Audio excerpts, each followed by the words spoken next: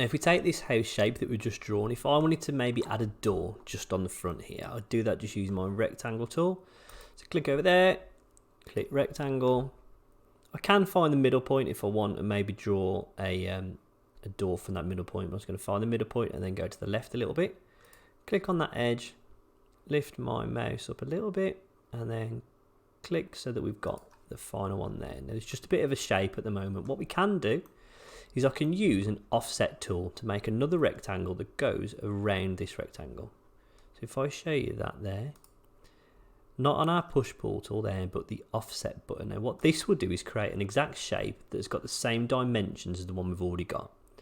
So first of all, I'm going to make sure that I'm on this face, not this face here, but the face of the door.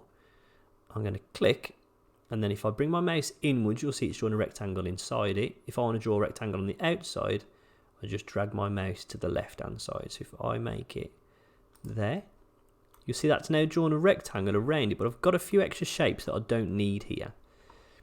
And at this instance, I can get my rubber, click up there, zoom in, and I need to get rid of this section here. So if I click on that face, it will delete that portion in the middle. And then I can get rid of those lines that are just on the outside, just there.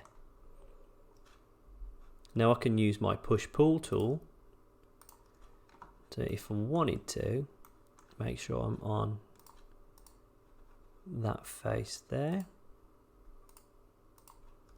I can then click and pull that out just a little bit, so I've got a bit of a door frame going on there.